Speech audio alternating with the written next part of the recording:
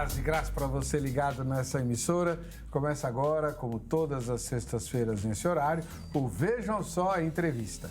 Hoje conversando a respeito de um dos assuntos mais palpitantes e menos meditados de todos da Palavra de Deus. A vida eterna. Melhor, como será o dia a dia dos salvos na vida eterna?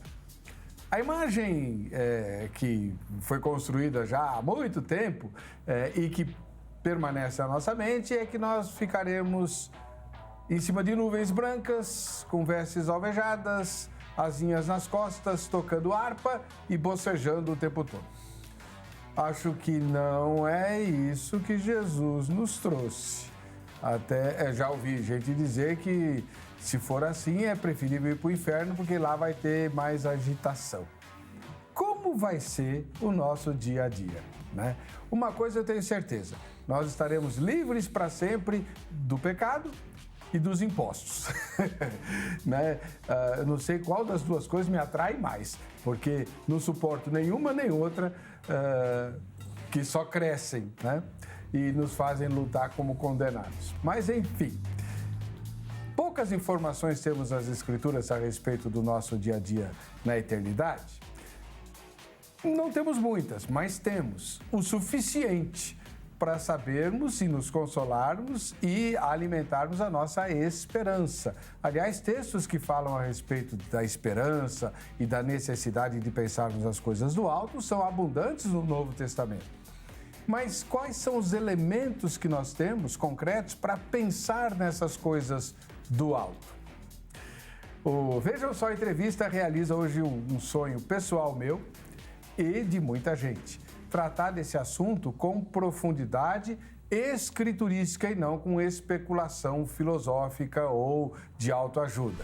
Para isso, trazemos com muita alegria um professor de teologia, doutor, né, o reverendo professor Dr. Jair de Almeida Júnior, ministro da Igreja Presbiteriana do Brasil e parceiro de longa data do Vejam Só. Seja muito bem-vindo, reverendo. Paz e graça.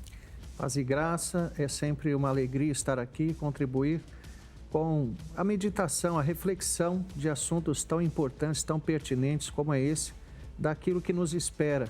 Como o irmão disse, nós temos informações nas Escrituras, mas são informações um tanto amplas, né? E precisamos, então, ter muita sabedoria para acessá-las e extrair as objetividades possíveis. Tá ótimo. Agradeço demais o irmão ter atendido ao nosso convite para tratar desse assunto, né?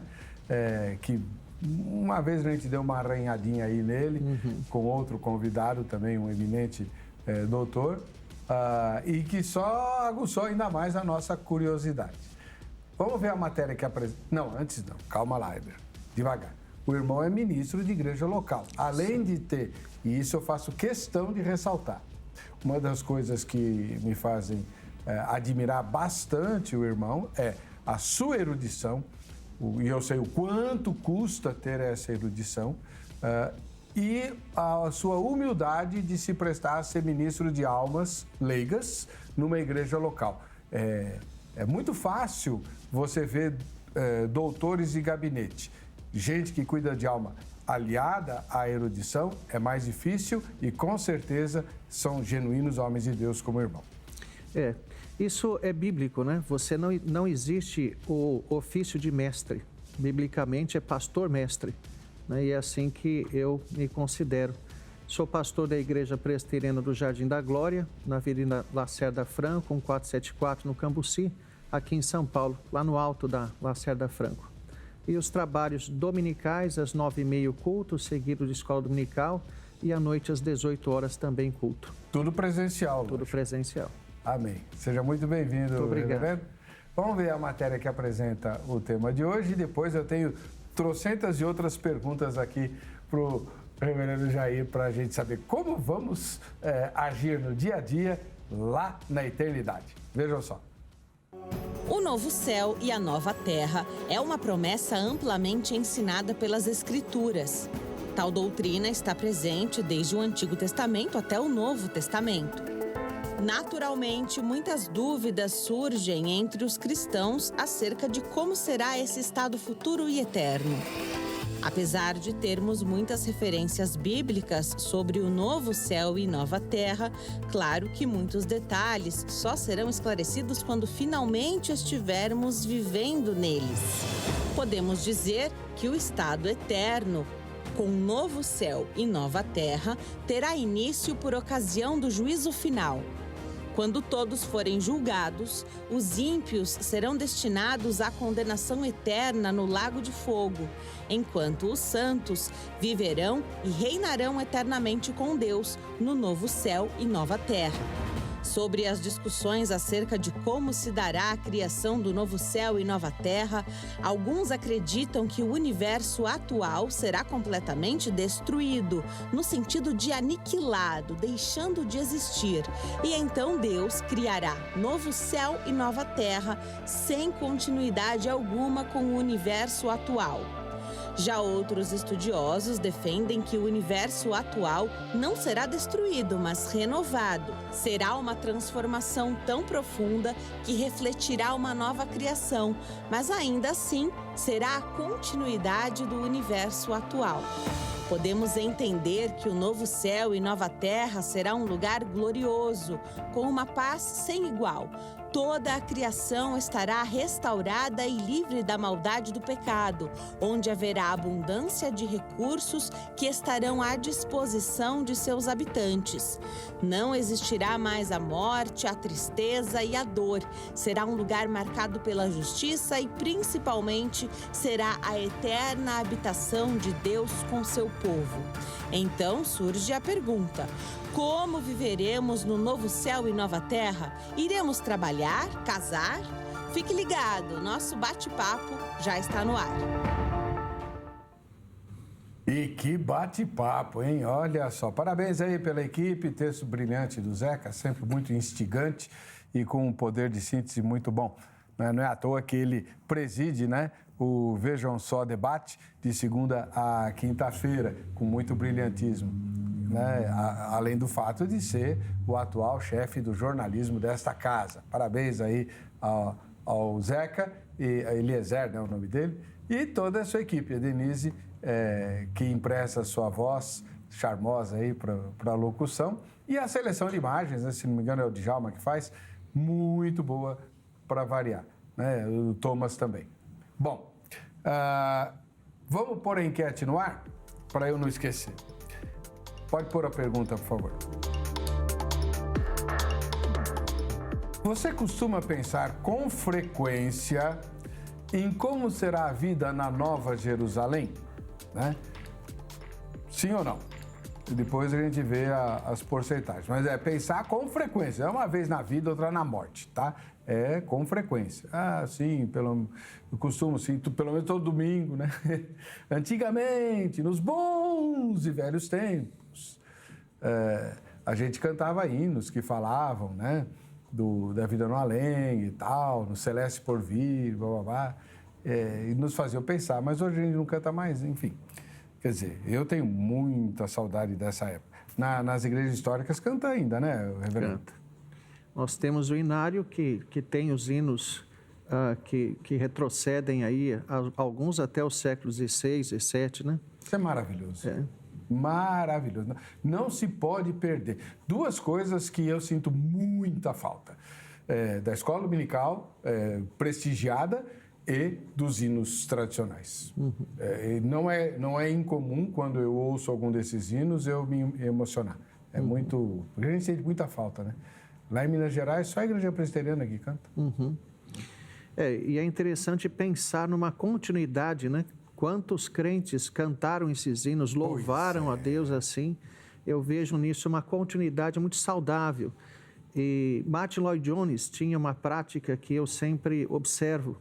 Ele falava da necessidade de ler sempre um livro de um autor, bom autor atual, mas de um bom autor do passado, para você ter sempre essa continuidade. O evangelho não muda, o comportamento não muda, a teologia não muda. Então, você sempre estabelecer essa ponte com aquilo que recebemos do passado, a verdade que caminha com o tempo, até chegar nos nossos dias. Glória a Deus.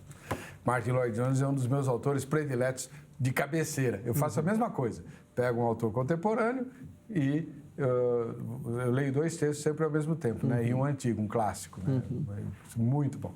Bem, o assunto hoje é como será a vida eterna, né? O reverendo Dr. Jair, que é professor de teologia, se debruçou sobre essa questão e vai nos ajudar a entender um pouquinho melhor. Primeira pergunta, reverendo. Jesus, quando conversa com a mulher samaritana, lá em João 4, ele diz que Deus é espírito, né? Deus é espírito e tal. Por que Deus, que é espírito e que era a única coisa que existia, ou coisa, enfim, o único ser que existia era ele, antes de tudo. E ele é espírito. Não tem um corpo físico, como, aliás, uma Bíblia de estudo aí sugere, a Bíblia Dei, que tem que tomar cuidado com isso daí. Por que ele cria um universo físico e um ser humano com aspectos físicos, animais, a natureza toda física, se ele é espírito?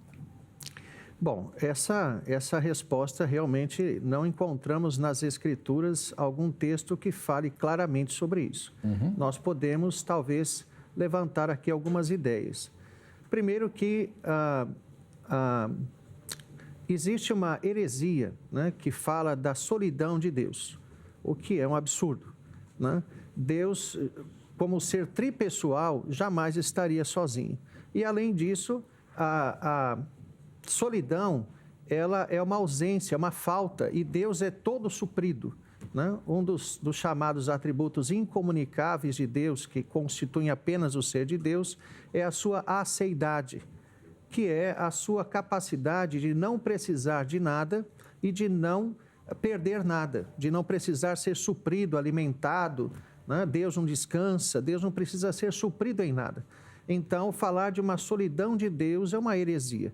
Deus não criou todas as coisas por estar sozinho, preciso de alguém. Não, claro que não. O que levou Deus a criar todas as coisas foi a sua bondade. Veja, aqui nós temos um ponto muito interessante que é muito importante, né, que os crentes pensem nisso. Nós vivemos uma época existencial e muito emocional, onde os crentes acabam por transformar o amor de Deus numa espécie de escravidão emocional de Deus ao homem. Então, Deus salvou o homem porque me ama, porque Deus me ama. O amor de Deus é por Ele mesmo. Todo o amor de Deus visa Ele próprio, visa a sua glória. Não existe um amor de Deus para conosco com um fim em nós mesmos, mas sim como um amor que reflete para Ele próprio. Nós vemos Paulo dizer, porque dele, por meio dele, para ele são todas as coisas. Deus não é Narciso.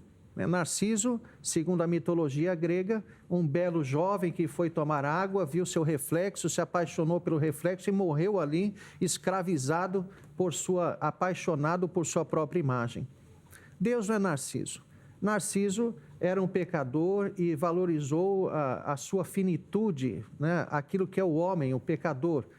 É o mito, mas tomando o mito nesse sentido seria isso. Agora veja, existe algo mais digno, mais glorioso, mais maravilhoso do que o ser de Deus?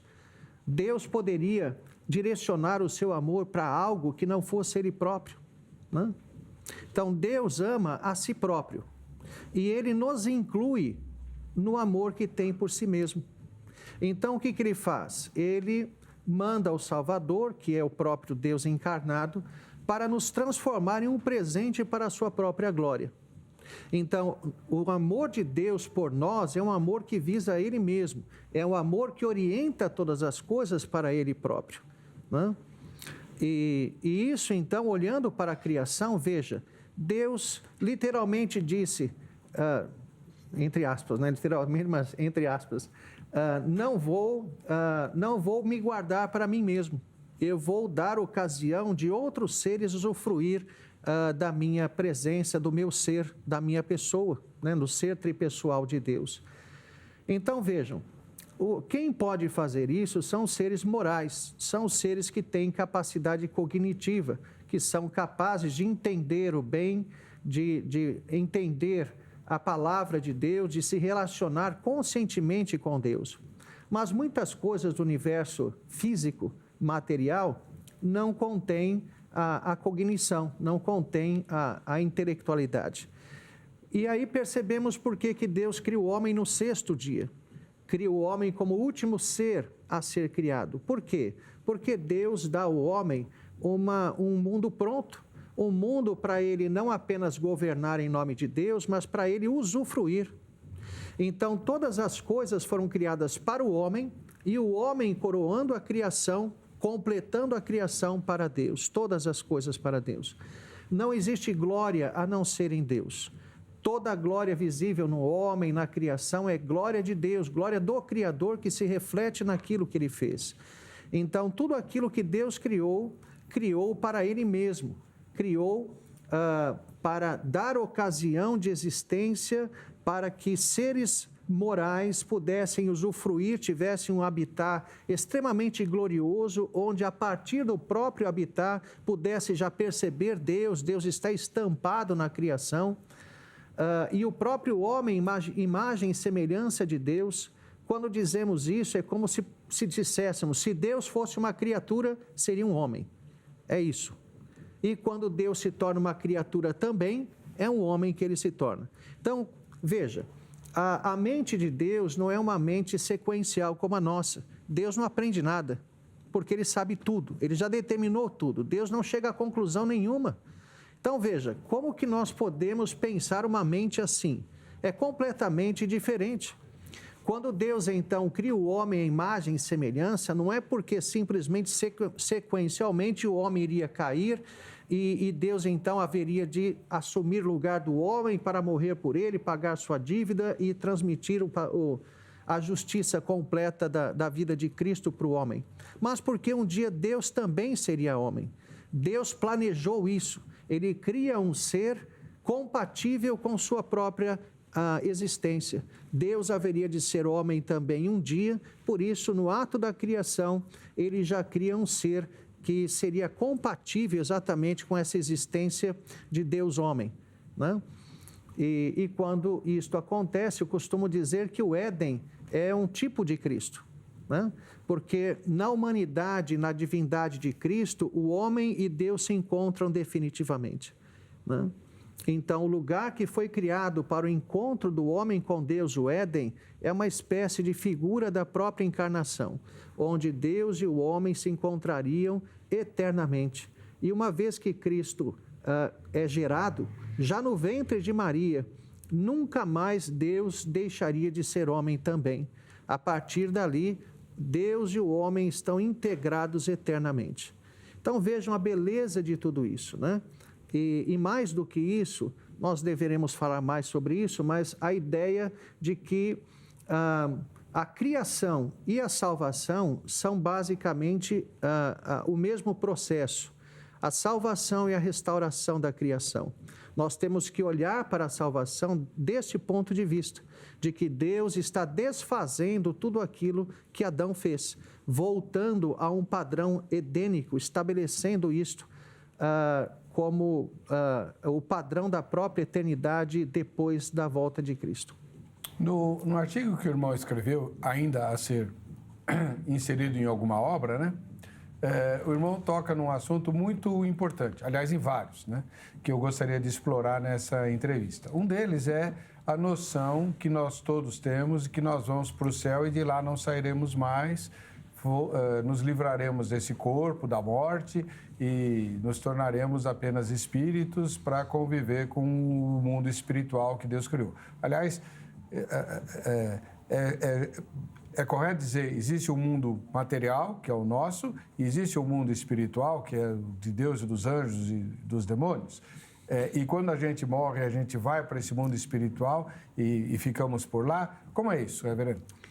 Então, se cristalizou na mente do crente, vamos dizer assim, até do católico também, daqueles que são, pelo menos nominalmente cristãos, que você morre e vai estar eternamente com Deus no céu. Não é o que a Bíblia diz. Na verdade, eu digo e faço questão de dizer que isso é uma fé pagã, porque todas as religiões afirmam alguma coisa nesse sentido. Você morre e vai ficar espiritualmente em algum lugar. O cristianismo é o único que afirma a ressurreição física, né?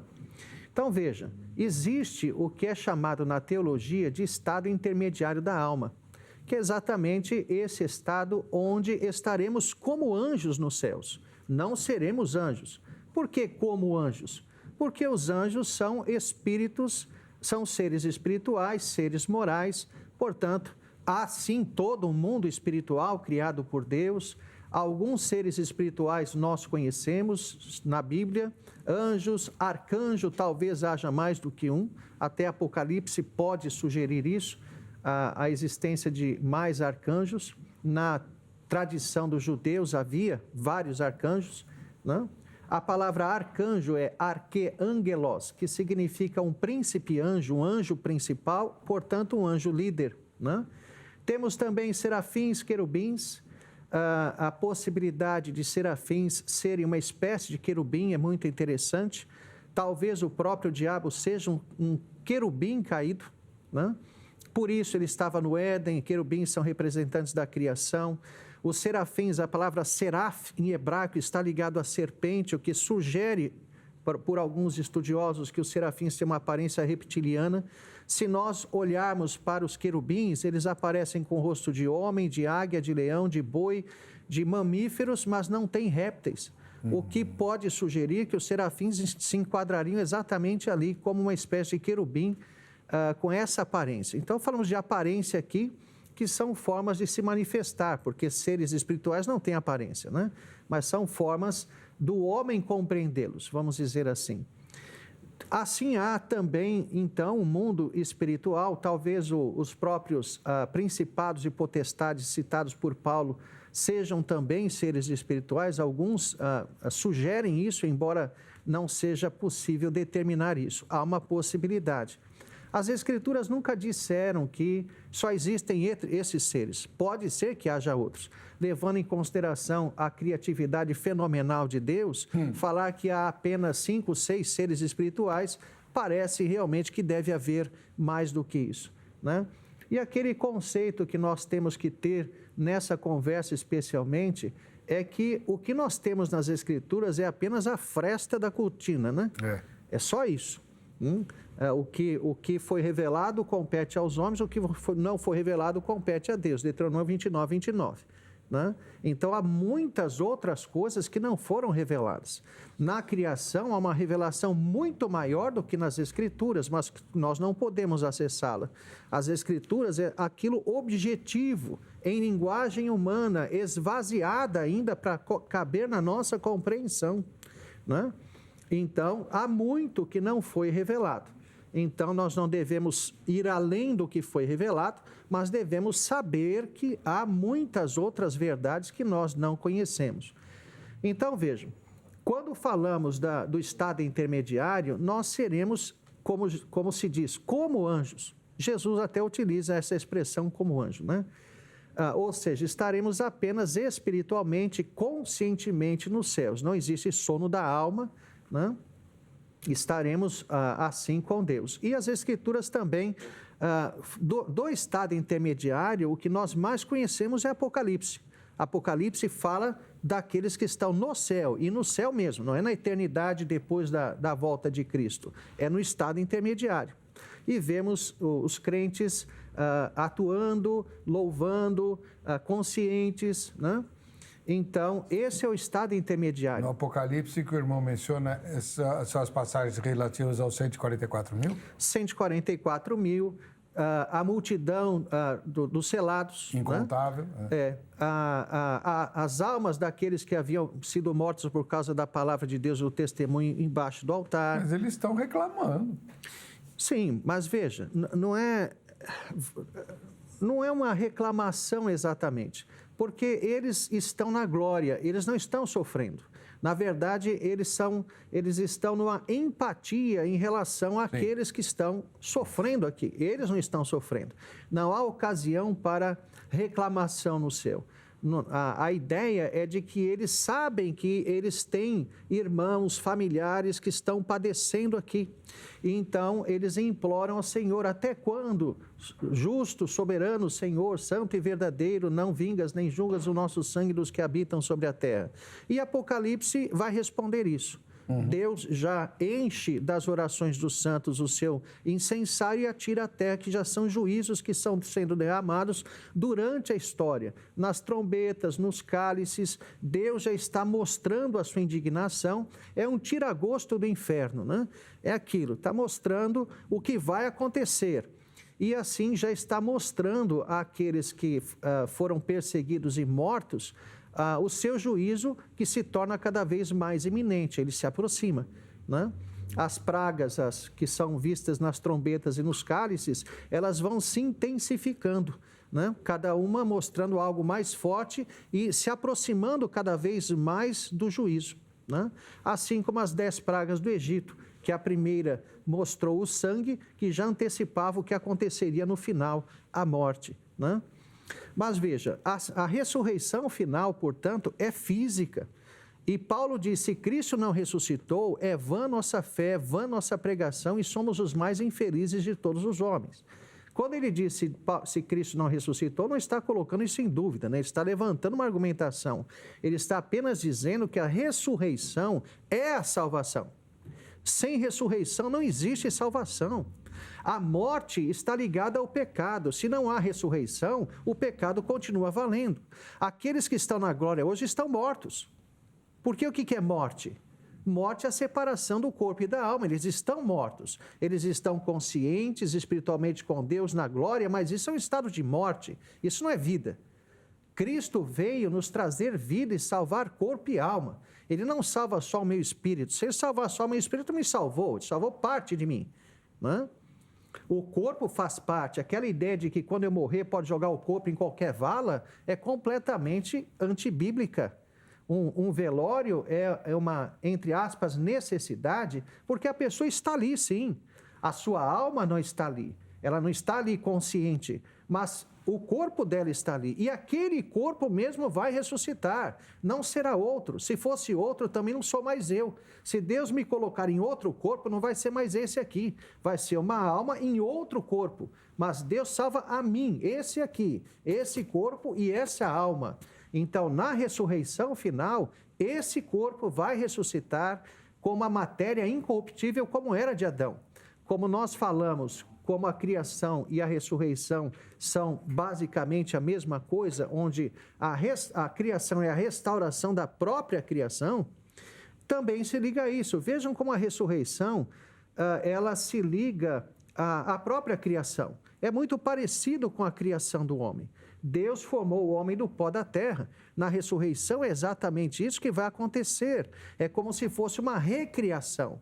É interessante a linguagem de Paulo quando ele diz que nós que somos feitos nova criatura de Deus, né? Nova criação, nova criatura, que somos nova criatura. A palavra criatura, ela pode ser traduzida, e eu prefiro essa tradução, nova criação, no sentido de sermos recriados, não uma outra criação, mas refazer essa criação, uma restauração, né?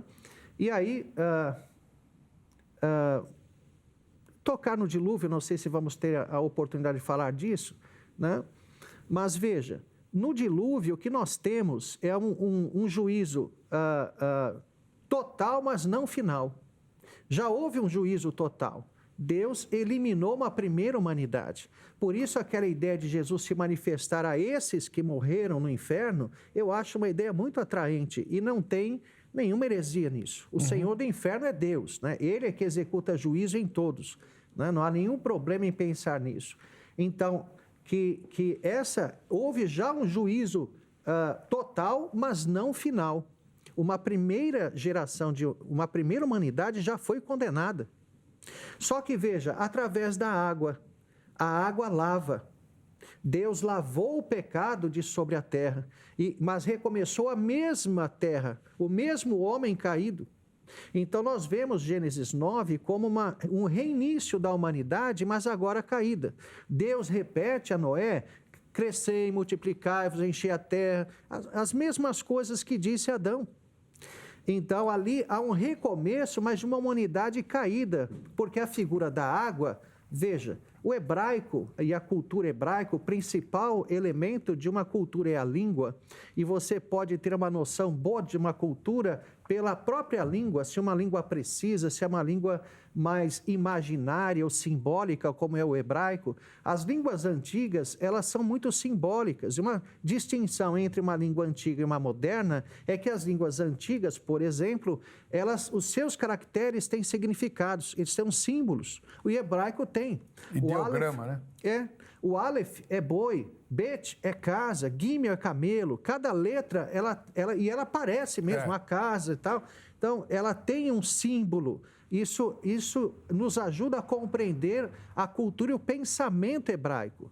Então, veja, os símbolos, eles são amplos, eles têm sentido e, por isso, tem uma vantagem, mas uma desvantagem para você não dar asas e ir muito longe, né? Então, esse é um risco sempre grande. Mas na simbologia do dilúvio, veja, Deus destruiu a primeira humanidade com água, e essa água, o simbolismo é de lavar. Nas Escrituras, água lava, purifica nesse sentido. Na segunda vez, é por fogo. Mas este fogo não é para extinguir. Gostei muito da matéria do Eliezer, onde ele fala de um refazer mesmo. É como se o oleiro que pega o barro desfaz tudo e começa a fazer de novo. É isso. A restauração da criação não é uma funilaria ali, né? Uma coisinha ali. Não. Ele vai pegar a mesma matéria dessa criação e refazer tudo num padrão incorruptível. Né? Então, veja, tudo é físico. Né? Tudo é físico. O homem foi criado do pó da terra e não pode ser um outro mundo, porque, veja, Adão recebeu esse nome por causa da terra onde ele foi tomado. Em hebraico, terra é Adamá. Deus deu o nome de Adam, porque Adam vem de Adamá. Se Deus nos colocasse em outro mundo, seríamos alienígenas lá, porque não fomos feitos dali, não pertencemos àquilo. Então, a Escritura, ela sempre aponta para a transformação desta terra, a ressurreição física. Paulo vai dizer que a terra geme e suporta angústias para ser destruída. Não faz sentido. Não. E ela está esperando o quê? A redenção de quem? Nossa! Porque por um pecado entrou o homem no mundo. E a terra sofreu os efeitos da queda. A criação não peca. O mal é moral, não é físico. Né? Um corpo morto, você nunca vai olhar para um cadáver no caixão, miserável pecador. Ele está morto, não peca mais. Aquilo ali não peca. O que leva o corpo ao pecado é a alma. Os gregos entenderam errado. Né? Onde está a maldade é na alma e não no corpo. Né? Então, olhar para a ressurreição é exatamente esse aspecto físico, né? Físico. Eu, particularmente, acredito que a natureza humana de Cristo está no Éden. O Éden não foi destruído, ele foi guardado.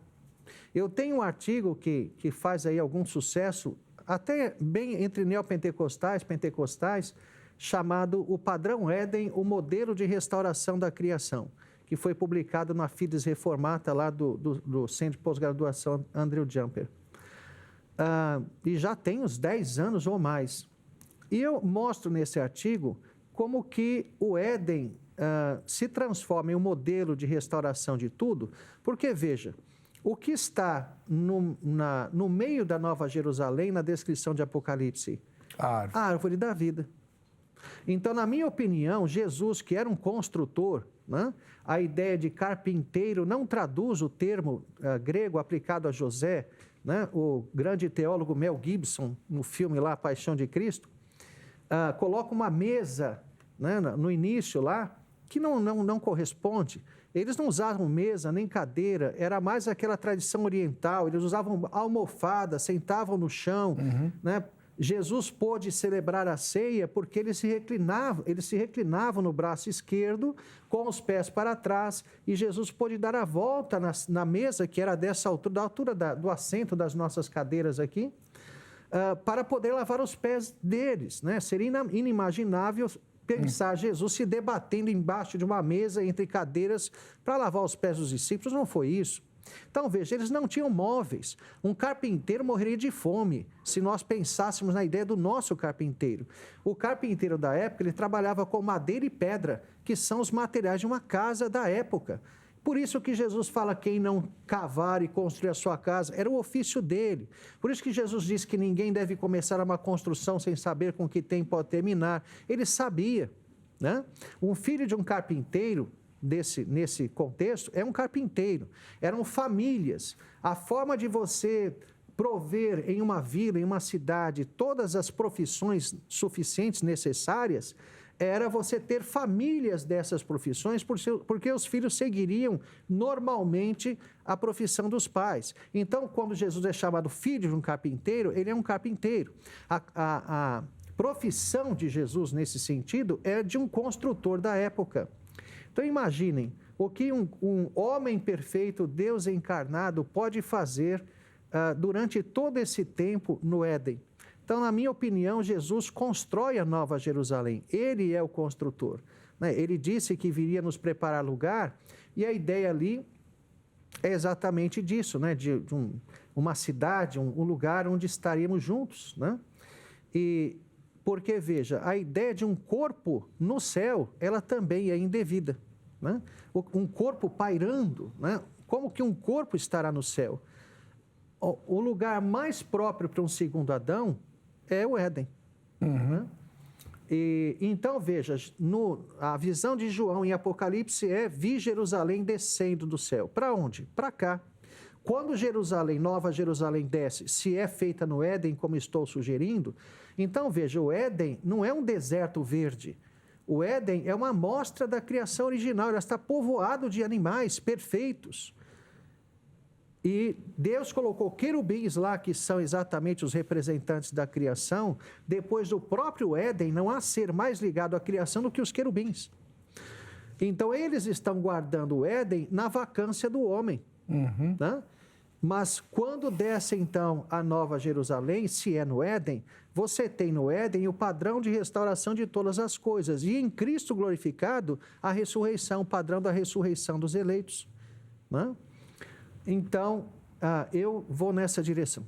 Agora, reverendo, uma pergunta, não sei se tem resposta, que é uma coisa que me incomoda há muito, muito tempo, até hoje não achei resposta para mim. A Bíblia deixa muito claro que nós só nos livraremos da presença do pecado após a ressurreição, quando nosso corpo deixará de ser corruptível e tal. 1 Coríntios 15. Pois bem, por que só nos livraremos do pecado após a ressurreição do corpo, se o pecado não reside no corpo, como tão bem o irmão demonstrou? Vamos entender exatamente isso, né? Veja, quando nós somos convertidos, é inserida em nós uma natureza perfeita, né? A partir do derramamento do Espírito. Veja, tive um professor chamado Moisés Silva, que ele dizia que o ministério terreno de Cristo só termina quando Jesus chega nos céus e derrama o seu Espírito. Porque, veja, Jesus tem aquele encontro com uma das Marias lá, que o abraça, né? Porque, reparem a situação dela, né? Achavam que era o rei, ele morre. Não era, ressuscita. Então está aqui, então agora sim, agora o senhor... Não me detenhas porque eu não subi ao Pai, né? Jesus havia dito aos seus discípulos anteriormente no cenáculo, importa-vos que eu vá, porque quando eu for enviarei da parte do Pai o Espírito e tal. Então veja, a ida de Jesus ao céu, ela é importantíssima por causa do envio do Espírito. Quando Deus criou o homem e soprou em suas narinas o fôlego de vida, não foi só o espírito humano, ele soprou o seu espírito. Adão era templo do Espírito Santo quando foi criado. E a queda foi a ausência desse espírito e a limitação do corpo. Toda queda impõe limitação ao ser, né? Então, quando Cristo derrama o seu Espírito, o que ele está fazendo? Ele está nos tornando semelhantes ao que ele era no seu estado de humilhação. Porque no estado de humilhação, quando batizado por João Batista, o Pai o batizou com seu Espírito. Né? Quando Jesus recebe o Espírito no batismo por João Batista, é o Pai batizando o Filho com seu Espírito, para que Jesus depois batizasse a sua igreja com o Espírito. Né? E quando ele, então, batiza a igreja com o Espírito, ele desfaz vamos dizer, a última e terrível consequência da queda, que foi a ausência do Espírito. Então, a partir dali, nós temos a presença do Espírito e temos uma nova natureza que tem Jesus Cristo como padrão. Essa nova natureza, ela está em nós perfeita, plena. O crescimento espiritual, o nosso crescimento espiritual, não é o crescimento dessa natureza. Essa natureza, ela já é perfeita, santa e tem como padrão o Cristo glorificado. Mas o crescimento espiritual é o crescimento em acessar essa nova natureza. É o crescimento em conseguir usá-la. Quanto mais eu me dedico, mais eu vou viver essa nova natureza que é santa e perfeita. Mas não conseguirei vivê-la perfeitamente enquanto aqui. Quando eu morro, portanto, a minha alma já está redimida. Eu não... os amilenistas idealistas, como é o meu caso, vem a primeira ressurreição de Apocalipse como a conversão. É a ressurreição da alma. E nesse sentido, então, quando nós morremos, a nossa alma já está redimida, santa. No ato da morte, ela é tomada em perfeição. E por isso é que vai para o céu. Né? Então, nesse momento da morte, a nossa alma já se livra completamente do pecado, não há mais pecado. Entendi. Só para fazer uma alusão também, é importante dizer que Moisés e Elias morreram. Né? Exatamente por causa disso. Né? Elias? Enoque e Elias morreram. Enoque e Elias morreram. Eu falei Moisés e Elias, Enoque e Elias morreram. Por que Enoque e Elias morreram? Bom, primeiro, porque corpos não habitam o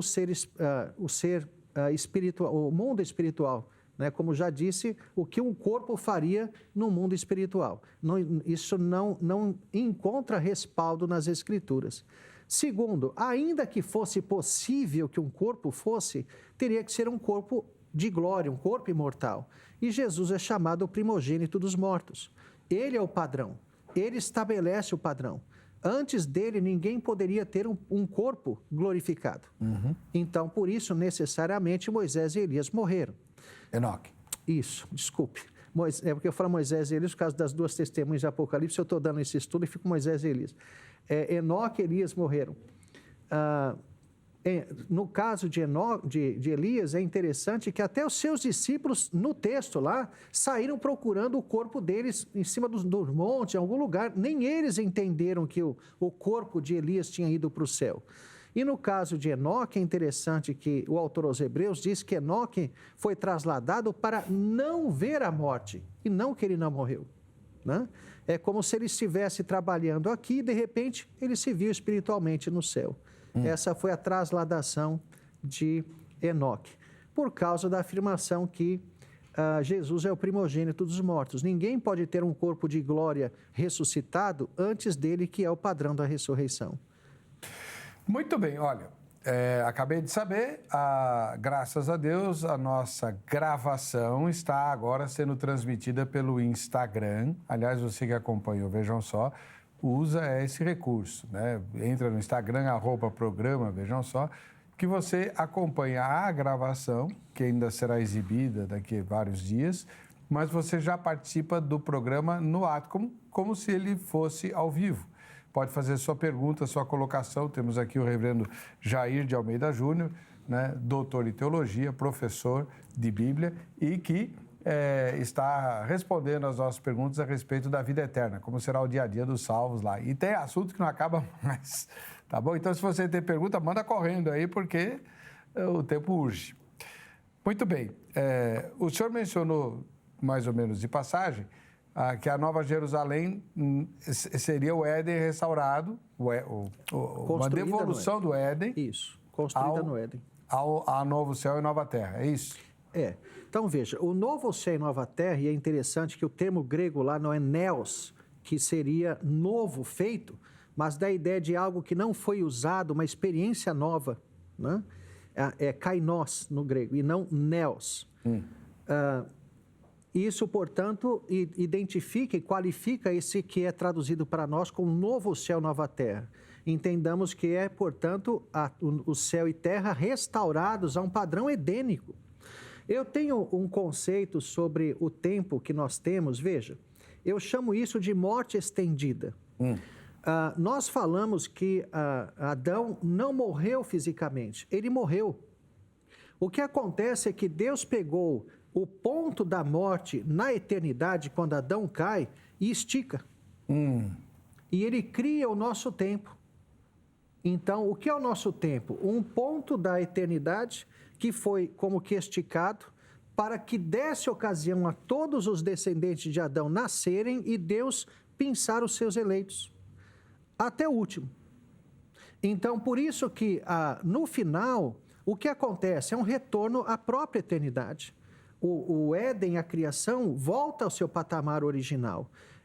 O padrão edênico é o padrão de restauração de todas as coisas. Mas veja, Deus conservará alguma coisa do nosso desenvolvimento, porque nós não vamos voltar como Adão no início, como para arar a terra. Já vai ser uma cidade. Nós vamos voltar para habitar em uma cidade. Isso mostra que alguma coisa do desenvolvimento humano, da ciência, permanecerá. E certamente não será uma cidade como era Jerusalém na época de Jesus, né? Aquelas construções e tal. O desenvolvimento humano será preservado, né?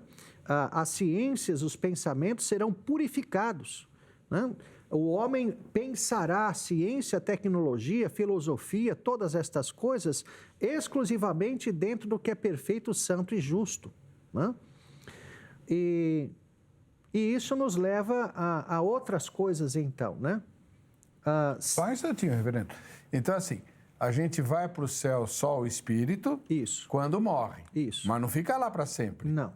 Fica até a volta de Cristo. Quando Cristo volta, nós ressuscitamos e vamos viver aqui. Aqui na terra, refeita, restaurada, certo, no padrão edênico. Então, por isso que a gente falou no início do programa que aquela ideia, eu vou morar no céu, a vida eterna, não é bem... Não, e isso mostra exatamente esse pensamento grego, né? Que o corpo é mau. Então, quando o crente pensa em glória, é só espírito é glorioso. Como se a ressurreição fosse até um demérito, uma coisa, uma diminuição. Eu vou sair do céu, vou voltar para cá. Nossa, eu vou... Quando eu falo nossa, é Santíssima Trindade, viu? Tá bom. Vou voltar para lá, para aquele lugar, etc., mesmo que seja perfeito, mas isso não é uma diminuição? Não é. Não é. Pelo contrário. É glória. É que falta, só para ressaltar, reverendo, uma coisa que o senhor deixa muito claro no seu artigo, e na sua fala também ficou bem clara, nós somos a junção de matéria e espírito. Se você separa as duas coisas, você tem um cadáver e um fantasma, vamos chamar assim. Isso. Certo? Então, o Heber Cocarelli, para a alegria de poucos e desespero de muitos, é a junção das duas coisas. Quando separar, não é mais o Heber, é o espírito do Heber no céu, com Cristo, e o corpo apodrecendo na terra. Isso. Mas para que o Heber volte a existir, tem que... Exatamente. Muito bom. Isso aí. Corpo, o homem foi criado corpo e alma ou espírito. É interessante que o crente ele tem uma noção de que existe um picotado assim entre o corpo e a alma, e na morte você fala assim, separou. Pronto. Não é isso. A morte é rasgar o ser. Não são duas partes separadas assim certinho e só ali cortou. Não. A morte é brutal. A morte é uma coisa... Nesse sentido do ser, ela é uma decomposição. A alma e o corpo sempre estão interligados, juntos. Então, quando isso se separa, isso é muito mais do que você ter uma linha picotada e você rasga ali na linha pontilhada. Sem danificar um ou outro. Exato. Isso é brutal, né? E por isso o ser humano é isso, é integração de corpo e alma, né? Agora, uma outra coisa extremamente importante, que eu gostei demais do seu artigo, que nunca vi, pelo menos não me lembro de ninguém ter falado, é o propósito de Deus criar as criaturas e que já era evidente no Éden e ficará muito mais evidente na Nova Jerusalém, ou no Novo Éden, é relacionamento? Então, a pergunta que até foi feita no início, por que Deus criou todas as coisas? Ele está estabelecendo um relacionamento com Ele. Né? Não existe conhecimento de Deus teórico. Alguém pode conhecer a Bíblia de capa a capa, existem teólogos liberais que conhecem a Bíblia mais do que 3, 4, 5 de nós juntos aqui, mas não são crentes. Então você pode conhecer a Bíblia, não é uma informação. Né? Se você colocar um texto da Bíblia no vestibular da FUVEST, eles vão entender, vão fazer análise do texto e vão passar. Né? Então, o crente precisa entender que existe até uma ilustração que diz que a distância entre o céu e o inferno é de 2 palmos. É o que separa a mente do coração. Tá boa. Né? Essa é boa. Então, veja, você pode saber tudo, e daí que você sabe? Os demônios sabem também, isso não tem nenhum... Saber não é a questão. É importante, tudo começa do saber, mas você tem que interiorizar, tem que vir para o coração. Né? Então, veja, o que Deus tem preparado para nós é um relacionamento eterno com Ele e entre nós, e de nós com a criação. O homem tem prazer, por exemplo, de estar com um animal. Já imaginaram você poder estar com um tigre do seu lado?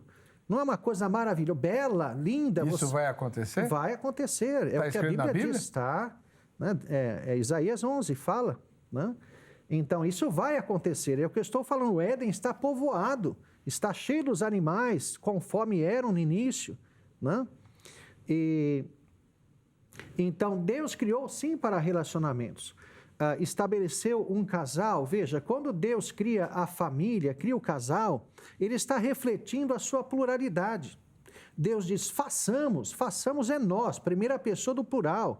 E quando Ele diz façamos, Ele diz o homem conforme a nossa imagem e faz o quê? Macho e fêmea. Porque o homem, ele então, como sendo físico, 2 são 1. Os 2 serão 1. Então, a trindade na experiência humana, a imagem e semelhança de Deus, plural da trindade, é experimentada no homem, no casamento e na família, especialmente, né? Que é um relacionamento plural. Né? Aquele que casa, ele nunca mais vai pensar assim, bom, eu vou fazer, eu vou comprar. Está perdido. Está perdido. Mas não é assim. Ele vai ter que sentar com a esposa dele, ver se não há uma prioridade dela em relação àquilo que você tem, vai pensar nos filhos, até na casa, se não há alguma manutenção, a coisa se torna plural, não é mais você. Então, a vida plural da trindade se reflete no casamento e família.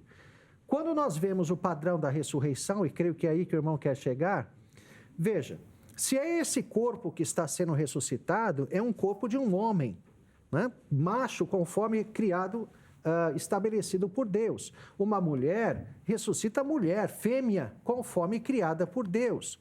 Quando Cristo ressuscitou, não ressuscitou assexuado. Os anjos são assexuados, eles não têm sexo, eles não se reproduzem, mas o ser humano, ele foi por criação. Veja, por criação, não por salvação. Por criação, ele é macho e fêmea. E, como temos dito, a criação é a restauração da criação. Ora, na ressurreição, ressuscitar homem, como Jesus ressuscitou o homem. Né? Então, fica a pergunta, se vamos ser homens e as mulheres, mulheres, como é que se dará essa interação?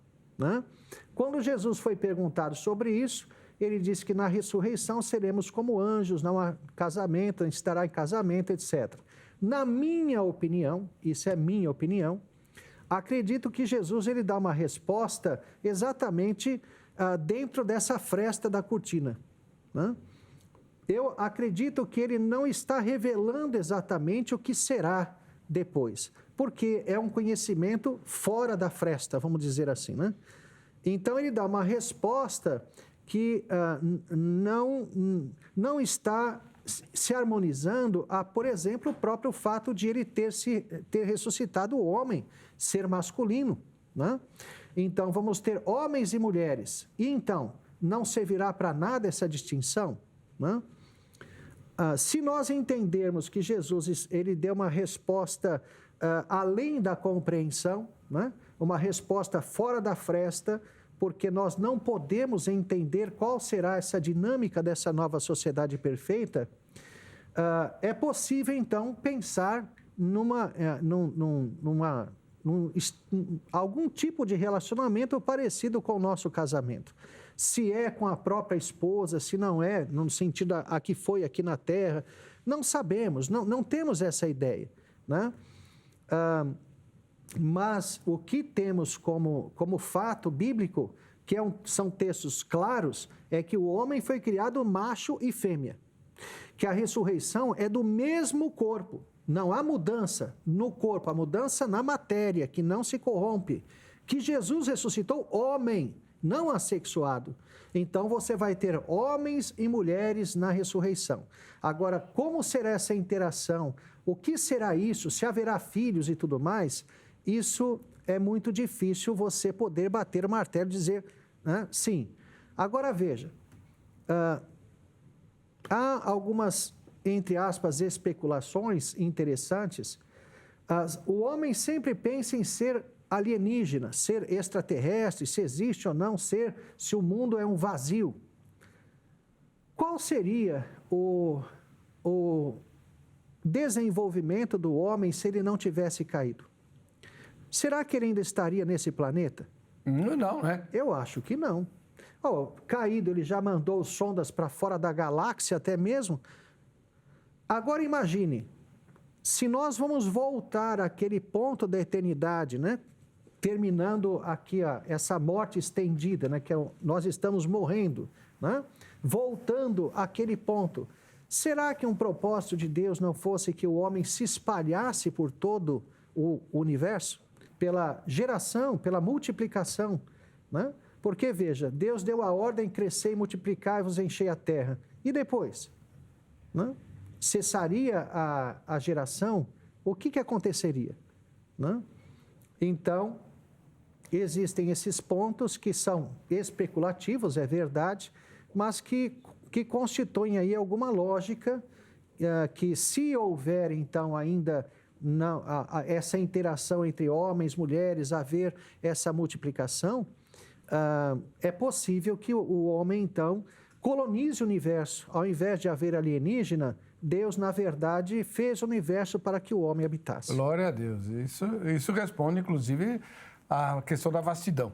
Exatamente. Entre outras razões. Tem a pergunta do Carlos, ele manda para o senhor. Em Apocalipse 21:1, diz... Por qual razão as pessoas deduzem que viverão no céu? Para quem seria a terra restaurada? Exatamente. Dentro daquilo que nós temos falado, né? A ressurreição física. Ressurreição é física. O padrão da ressurreição é Jesus, é ressurreição física. Ele diz a Tomé, põe a mão. É físico, material. Né? Alguns falam de corpo espiritual. Corpo espiritual é uma incoerência, né? É uma contradição de termos. Né? É que Paulo fala lá em 1 Coríntios 15. Mas corpo espiritual lá é corpo gerado pelo Espírito. Né? É o corpo que o Espírito faz. Não existe um corpo espiritual no sentido, né, que é docetismo, né? Tem só o contorno. A silhueta. Só tem o contorno ali e você fica cinza, né? Como aparece nos filmes. Não é isso, lógico.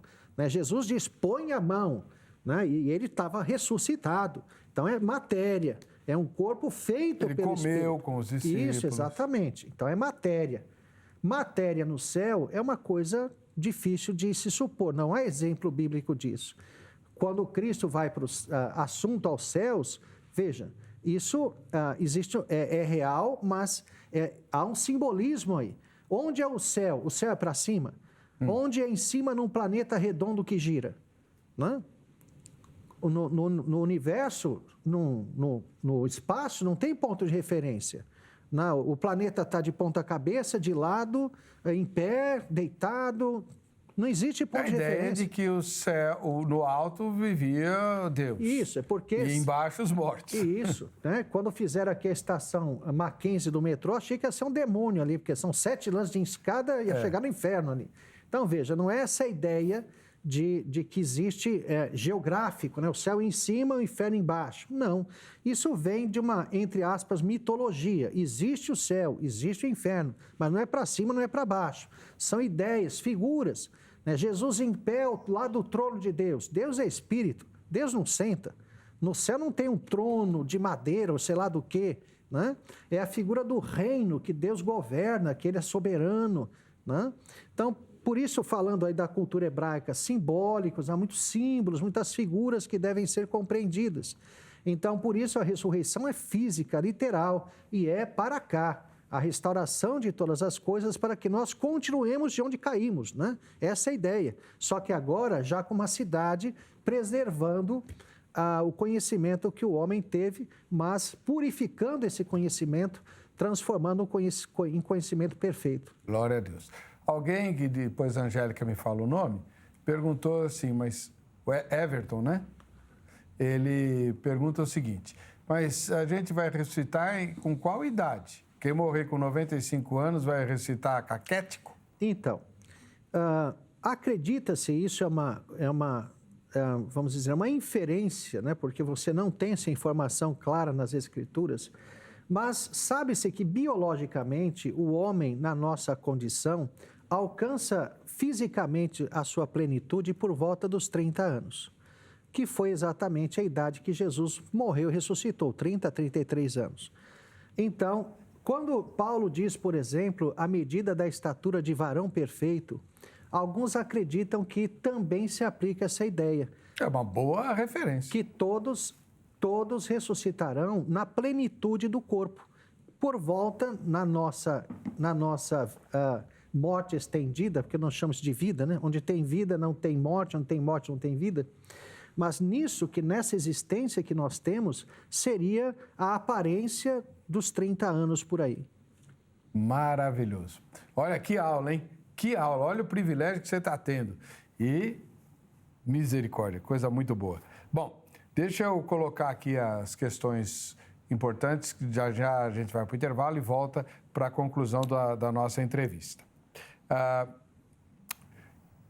Tenho certeza que se você ainda não estudou teologia ou só começou, ficou com gostinho na boca, né? Porque dá gostinho mesmo, estudar a palavra de Deus, se aprofundar nas Escrituras e no conhecimento das coisas acerca do Senhor e do céu. A Agrade está aí com um curso em EAD, estudo à distância, mesmo que você esteja lá na plataforma espacial, fora do planeta, lá tem internet, você consegue fazer o curso. Qualquer lugar. Olha que bênção. Então, pega o telefone da Agrade e no horário comercial de segunda a sexta, né, de segunda a sexta no horário comercial, você dá uma ligadinha e se informa, diz onde você mora e tal, qual é o seu interesse, e eles vão te orientar direitinho como fazer, que curso você vai fazer. 0 operadora 11 3115 0819. No site agrade.com.br você também tem algumas informações, mas eu sou das antigas, eu gosto de falar, né, com um ser humano, me relacionar com o ser humano, tirar as dúvidas, etc. Esse negócio de falar com máquina não é comigo não, tá bom? Agora, você que gosta de tecnologia, entra no site da HIT, hittv.com.br. Lá você vai ter condições de interagir conosco, dando sugestões, fazendo críticas, dizendo quem você gostaria de ver entrevistado aqui no Vejam Só Entrevista, qual tema você gostaria de que fosse abordado e assim por diante, tá? No próximo bloco, as fotos de quem está nos assistindo e participando dos nossos sorteios e também os nossos comentários. A gente volta já já.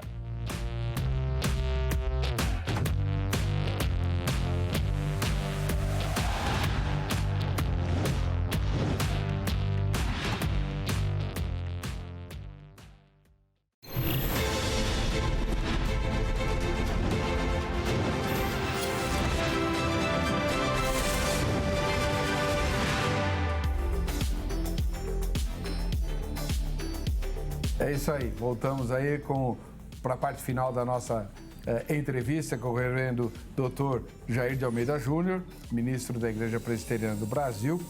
Mas antes de ele falar, vamos ver quem é que está assistindo ao programa. Em Teodoro Sampaio, uma cidade do interior de São Paulo que eu não sabia nem que existia, que eu sou um ignorante, nós temos o Denilson Fernandes, esse jovem aí que assiste ao Vejam Só. Bate a foto agora, durante a exibição do programa, né?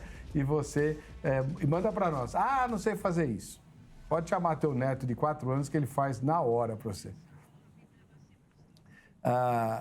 E o Denilson, um grande abraço aí para você em Teodoro Sampaio. Qualquer dia eu passo aí na sua cidade para conhecê-la, tá bom? Deus abençoe. Vamos aos comentários, né, que algumas pessoas publicaram. Geralmente o pessoal comenta a enquete, né? E na enquete está escrito: você costuma pensar com frequência em como será a vida na Nova Jerusalém? O Venair respondeu: sempre, porque é o meu lar definitivo. Uau. Parabéns, Venair. Eu estou me forçando a pensar no futuro até para combater o desespero de ver as coisas ao seu redor cada vez mais se degringolando. Sua frase é perfeita. Morte estendida, legal, gostei. É isso mesmo que nós vivemos. Por melhor que seja a morte estendida. Todos estamos morrendo aos poucos. Por isso que eu digo que onde há morte não há vida, onde há vida não há morte. Quando Deus criou todas as coisas, era a vida. Agora nós vivemos um estado de morte. Tudo morre aqui, tudo. E morte não é apenas a morte biológica. Tem a morte espiritual e a morte dos relacionamentos. Exatamente. Né? Porque morte é separação. Então, a morte espiritual, separação de Deus. Mas você tem morte no casamento, você tem morte no relacionamento de pais e filhos, morte entre irmãos de sangue, de fé, você tem morte entre o homem e a criação. Todos esses relacionamentos foram afetados pelo pecado e tudo isso mostra que nós vivemos um estado de morte. Isso aqui não é vida, isso aqui é uma existência. Nós começamos a viver em Cristo e ainda não é pleno, né? Começamos a viver. Legal, muito bom. O outro comentário é do Júnior Leite. Ele também responde, né? Se pensa com frequência na eternidade, ele diz: sim, minha maior esperança. Legal, os crentes estão pensando bastante aí na vida eterna, o que é muito bom, né? Sem dúvida. Então, agora, aquilo que foi dito desde o início, se você pensa na vida eterna, isso é crucial, isso é importantíssimo. Porque exatamente essa noção de querermos, né, a vida eterna, a volta de Cristo, é que nos leva a desviar os nossos olhos desse mundo. E o contrário é triste. Quando o crente, ao invés de ficar olhando para a glória, pensar nas coisas do alto, onde Cristo vive, buscar essas coisas, fica olhando para cá. Então, muito até mesmo da tristeza que se vive é um foco exagerado nesta terra. Né? Exatamente. Fica olhando demais para cá. Então... Eu fico imaginando, reverendo, como ficaram os pais, sobretudo as mães, né, daqueles bebês que o Herodes assassinou. Né? Deus não impediu que eles fossem assassinados. Né? É óbvio que eles ficaram inconsoláveis, porque perder filho é a coisa mais antinatural que existe. Uhum. Tá bom. Porém, do ponto de vista de Deus, aquelas crianças foram poupadas. Poupadas. A gente não pode ficar enfatizando muito isso, porque tem gente doente aí, exatamente. Vai querer matar a criança para garantir que elas vão para o céu. Ou a si mesmo. Também, que está na moda, né? Então, a gente não enfatiza isso. Mas o fato é, esta vida, nós nos apegamos demais a essa vida porque é aquela que nós conhecemos. Mas o desafio das Escrituras é tirar os olhos daqui e erguer os olhos, figuradamente, né? Pensar nas coisas que são do alto, do céu, da vida eterna, né? Essa existência passa, e eu posso garantir para você, passa rápido demais. Uhum. Quando eu olho, eu já nem celebro mais meus aniversários, porque é uma agressão, né? Misericórdia, ontem eu tinha 20 anos, né? Eu me lembro nitidamente o que aconteceu, né? O tempo passa depressa demais, por isso... A eternidade é a maior de todas as bênçãos. Eu costumo dizer que o tempo é nosso aliado, a morte é nossa aliada. Veja a linguagem bíblica. Jesus venceu a morte. Por que se nós somos vitoriosos com Cristo, nós somos vitoriosos sobre a morte? A morte não é mais nossa inimiga. Não. Ela é nossa aliada. Ela nos leva à glória. Exato. Né? Então, por isso, eu acho que... Não sei se a última vez que eu estive aqui usei essa expressão, mas há uma teologia de livramento extremamente antibíblica nas igrejas. Sim. Né? Onde quase sofri um acidente, eu sofri um acidente, Deus me livrou, graças a Deus. Bom, é o equivalente a dizer, quase fui parar no céu, Deus me livrou, glória a Deus, né? É isso, né? Então, esse pensamento eu acho completamente indevido. Quando Paulo fala, né, que o morrer para mim é lucro, prefiro estar com Cristo, e ele fala da continuidade da vida dele aqui por uma necessidade de ministério, de propósito de Deus. Então, um crente, é legítimo ele agradecer que não morreu num acidente, por exemplo, se ele está pensando que Deus vai ter uma obra para ele realizar aqui. E não porque ele ama isso aqui, porque ele quer continuar com a sua família aqui, o seu emprego, o carro novo que ele acabou de comprar. Não é isso. São valores importantes, mas isto não pode estar acima do nosso amor e o nosso desejo por Cristo e a glória. Exatamente. Reverendo Dr. Jair de Almeida Júnior, ministro da Igreja Presbiteriana do Brasil, ministra no Jardim da Glória, no Cambuci, ali pertinho da Caixa d'Água, né? Isso. Bem fácil de achar, na Lacerda Franco, não é isso? Isso, 1474. 1474. Isso. Tá aí.